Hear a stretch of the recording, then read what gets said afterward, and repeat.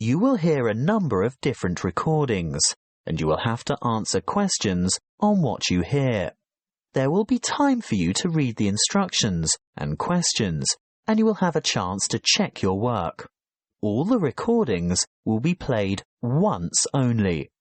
The test is in 4 sections. At the end of the test, you will be given 10 minutes to transfer your answers to an answer sheet. Now turn to Section 1. Section 1. You will hear a conversation between Thomas and Nadia, who are waiting at the airport. First, you have some time to look at questions 1 to 5.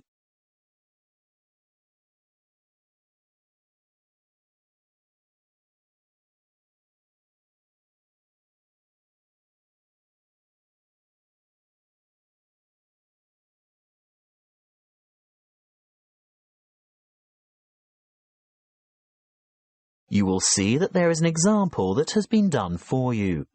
On this occasion only, the conversation relating to this will be played first. Where have you been, Nadia? Browsing in the bookshop. What took you so long? You said you were only going to be away 5 minutes. I was only gone for a quarter of an hour.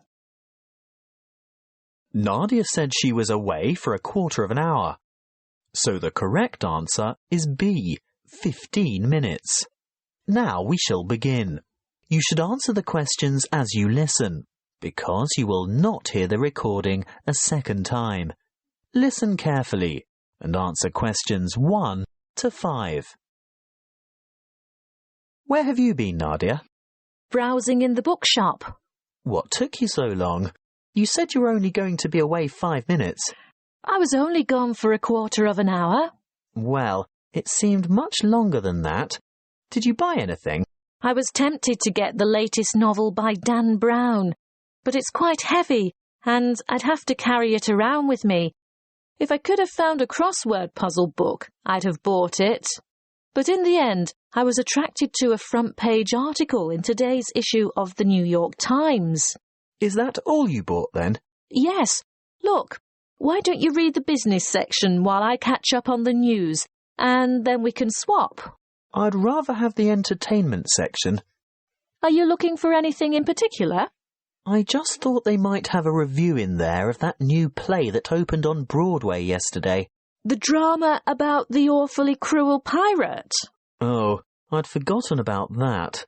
I wonder how good it is. Actually, I was thinking of the new comedy. The one about the physician. Dr. Hunter. That's the one. Well, when I was in the bookshop, I overheard a couple talking about it, and they said it was fantastic.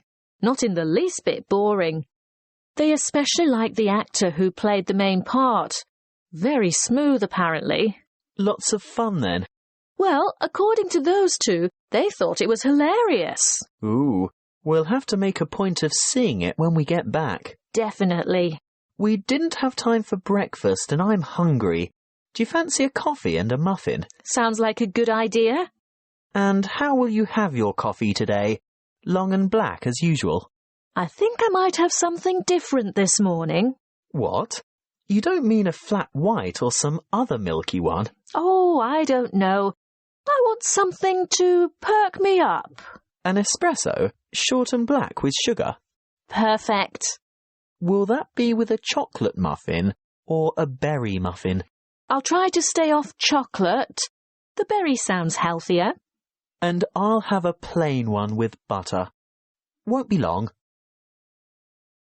Before you hear the rest of the conversation, you have some time to look at questions 6 to 10.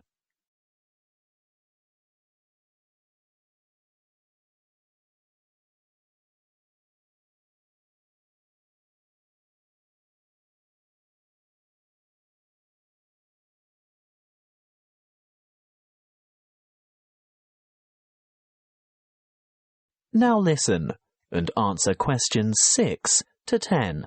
Here you are. Mind the coffee. It's really hot. Thank you. I'm really ready for this. Have you thought about what we should see when we get to London? The Tower, of course. I've always wanted to get a look at the crown jewels. That is where they keep the jewels, isn't it? I think so. And what about the wheel? I hear it's quite extraordinary. I'm not that keen on the wheel. Do you want to ride on it? No way. Well, let's leave it out of the itinerary then. OK, so do we do the tower first? Yes, that's the idea. And then we absolutely have to go to Westminster. Really? Yes. Look, it's not going to cost us anything. And I promised my sister I'd take photos there. Well, if you insist. I do. Oh, did you know the British Museum is free to the public? Not just residents, but tourists as well. Well, I did know that, but I was hoping we wouldn't have to spend time in any museums. We've only got 3 days in all, and it'll take at least 1 whole day to go through the museum. Well, let's say we leave it till day 3 and see how you feel then. OK, I can't argue with that. And Buckingham Palace? I suppose you've promised lots of photos of that as well, have you? Well, no, not really. But we can't say we've been to London and haven't seen the Queen's Palace. I guess not. And there's the added benefit that it won't cost anything as well. Oh, Thomas, it's not that I'm afraid of spending money. It's just that I want to see all the traditional sites first. Good. I'm glad that's sorted. Listen, I think they just called our flight. That is the end of section 1. You now have half a minute to check your answers.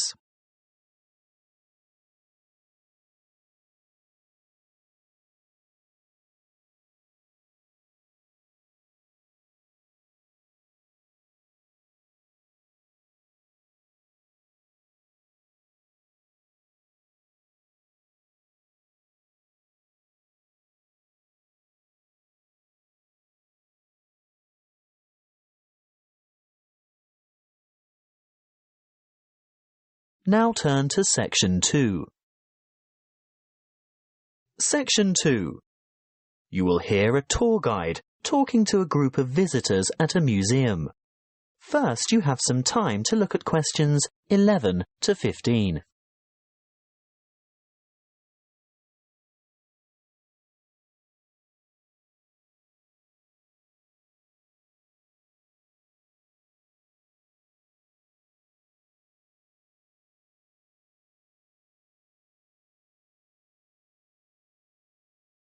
Listen carefully and answer questions 11 to 15.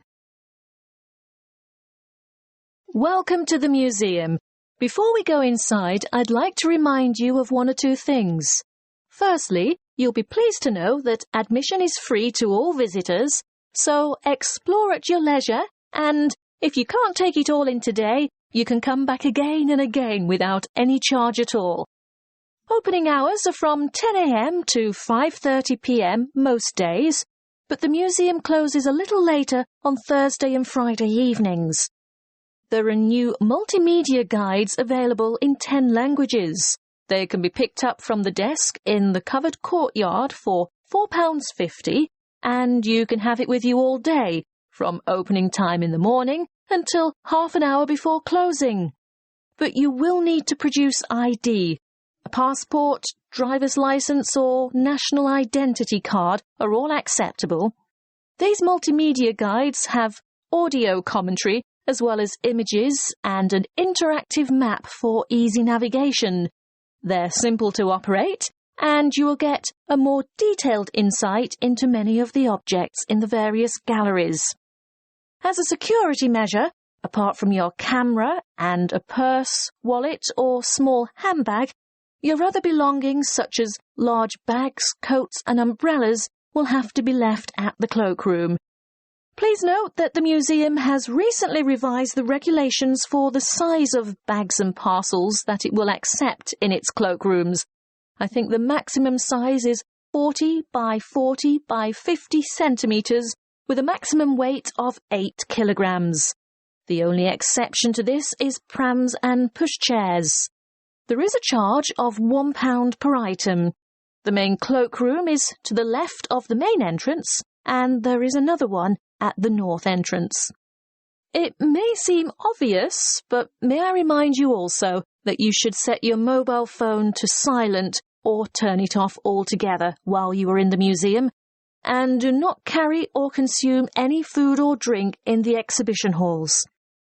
If you are hungry, there is an excellent restaurant where you can purchase a light lunch or a full meal. If it's just a hot beverage you want, then I can recommend taking a break at the Gallery Cafe. Before you hear the rest of the talk, you have some time to look at questions 16 to 20.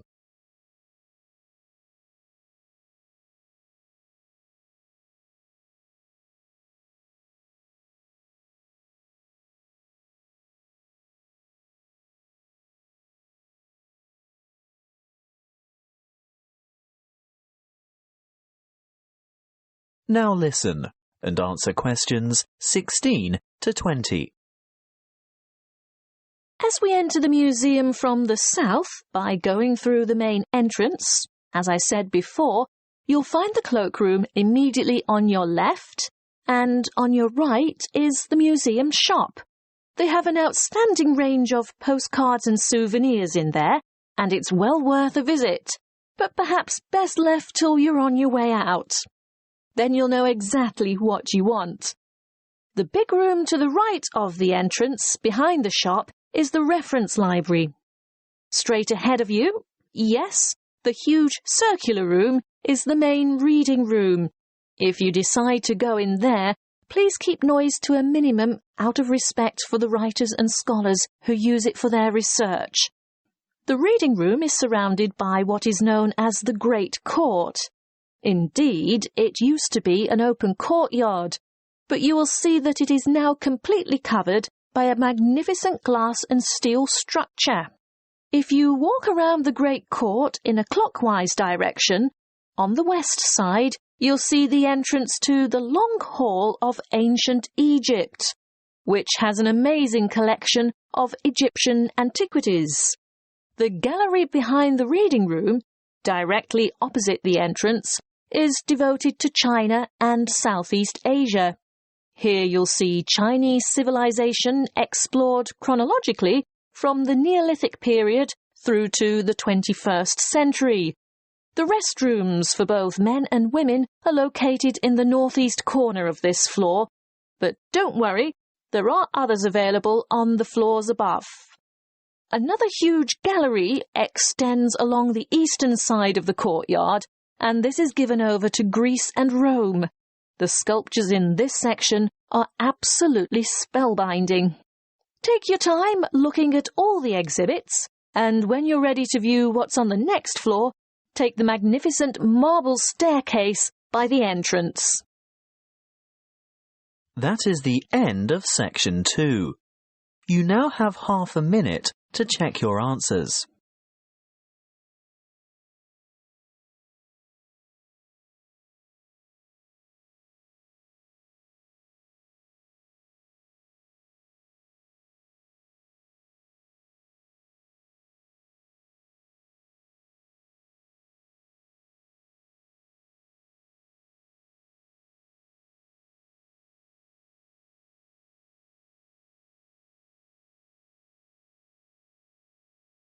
Now turn to section 3. Section 3. You will hear a conversation between a lecturer and a psychology student asking for advice about research methods. First, you have some time to look at questions 21 to 25.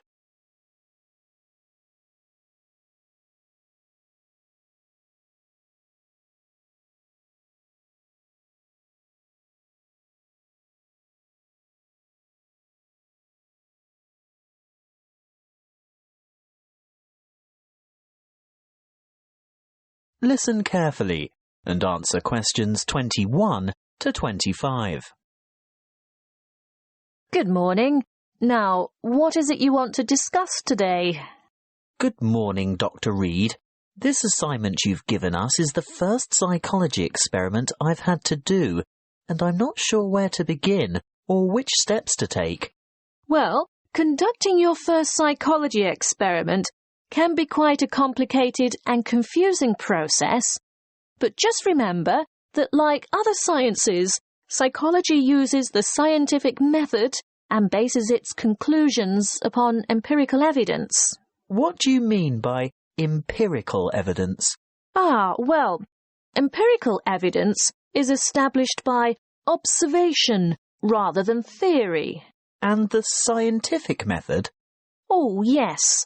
When conducting an experiment, you need to follow a few basic steps.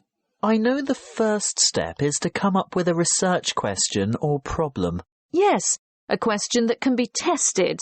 How do I find an appropriate question? I would suggest one of 3 methods. Firstly, you can investigate a commonly held belief, or what we call folk psychology. I see. So I could examine the belief that staying up all night to study for an important exam can adversely affect test performance. That's right. In that case, you would compare the scores of students who stayed up all night with those of students who got a good night's sleep. I think I could do that. Well, alternatively, you might want to consider reviewing the literature on psychology. You know, published studies can be a good source of unanswered research questions. I'm sure you've read papers where the authors note the need for further research. So I would come up with some questions that remain unanswered. Correct. But there is a third source of ideas.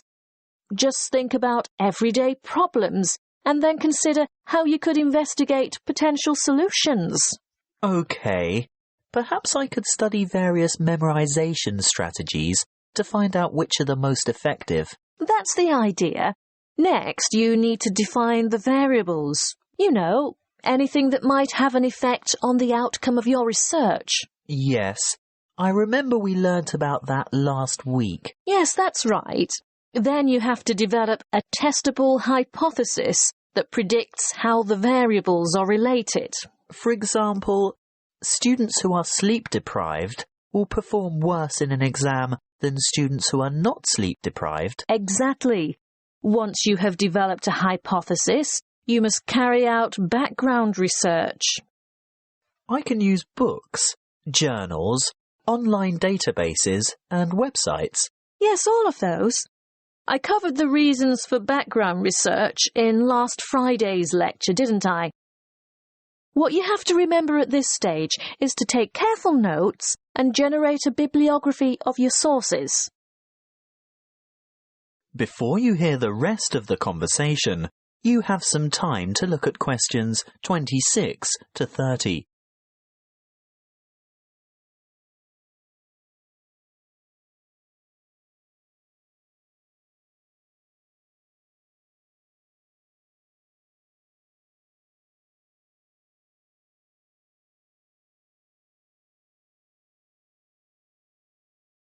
Now listen and answer questions 26 to 30.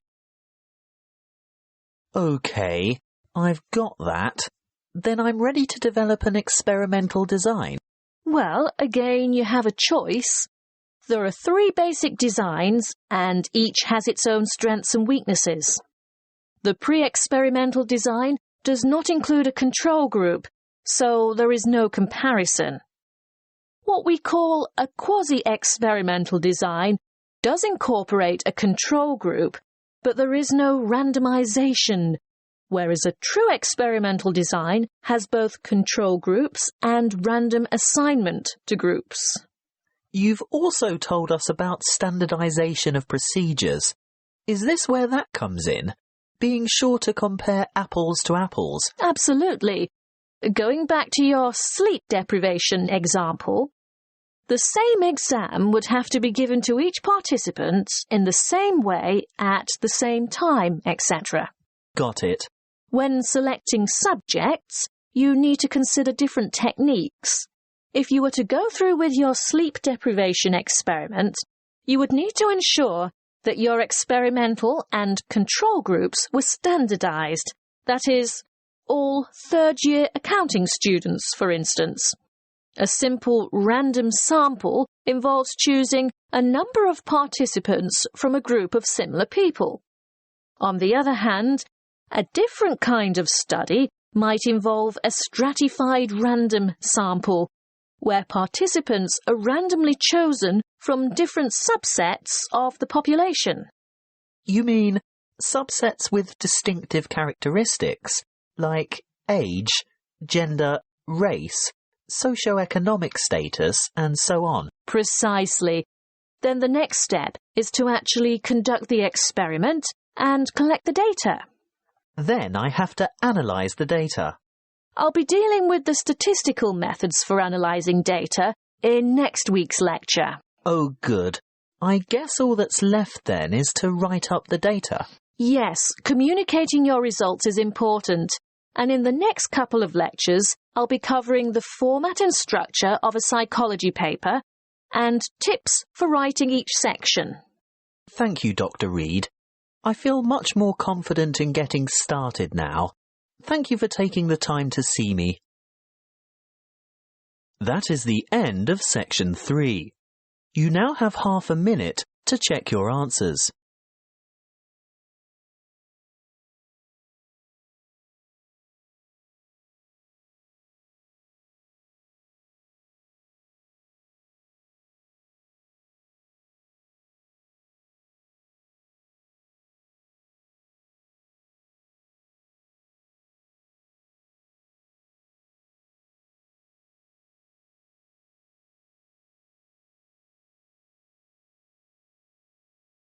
Now turn to section 4. Section 4.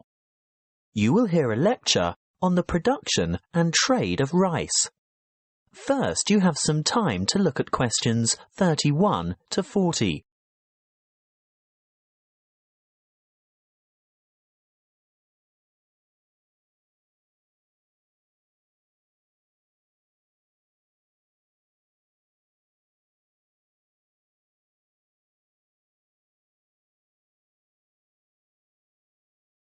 Listen carefully and answer questions 31 to 40. Good morning and welcome to our inaugural lecture on agricultural economics. Today's topic is the world's production and trade of rice. As you are all well aware, rice is the staple ingredient in the diet of much of the world's population. Its importance as a food cereal in the human diet cannot be underestimated. In fact, it's a close second to wheat. About 560 million metric tons of rice is grown each year, compared with about 600 million metric tons of wheat. Coarse grains, such as corn, sorghum, barley, oats, rye and millet, mostly go into animal feed, which, by the way, is seen by many as a wasteful and inefficient use of fertile land, because around 4 kilos of grain is needed to produce about half a kilo of beef. Some 900 million metric tons of coarse grains are grown annually worldwide, and a further 300 million metric tons of grain is produced for the oil in its seeds. Now, I'll return to the subject of rice production. What do we know about rice production? Well, firstly, rice produces more food energy per hectare than any other cereal grain, and almost as much protein per hectare as wheat. Secondly, the production of rice has more than doubled in the last 40 years. How has this increase in production come about? Mainly as a result of improved field yields. The actual land area planted in rice has only risen by about 30%. As you know, rice is primarily grown in flooded fields, and therefore cultivation area is restricted by the sort of soil and the availability of water. Although rice can be grown on dry land, it is essentially after all a type of grass. The yields and quality in this case are much lower, and other grasses and weeds can easily overtake the rice. As yet, there are no herbicides that can selectively kill other grass types without killing the rice. Much of the world's rice is still grown and cultivated by hand, because for mechanized farming, the land must be able to be drained and hold heavy equipment. Of the total rice production, It's no surprise to learn that the greatest proportion by far is grown and consumed in Asia. You will see from the chart that the leading producers of rice are China at around 39%, followed by India with a quarter of the total.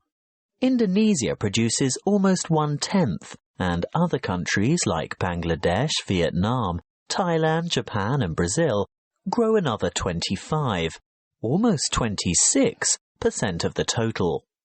As I said before, most rice is consumed in the countries where it is grown. That means that very little rice is actually traded, and for this reason, the market price is very volatile.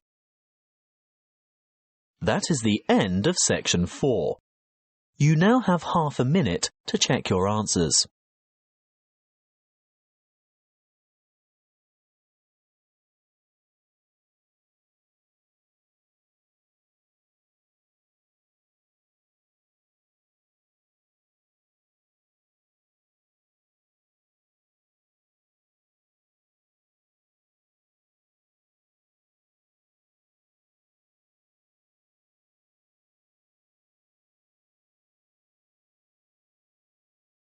That is the end of the listening test.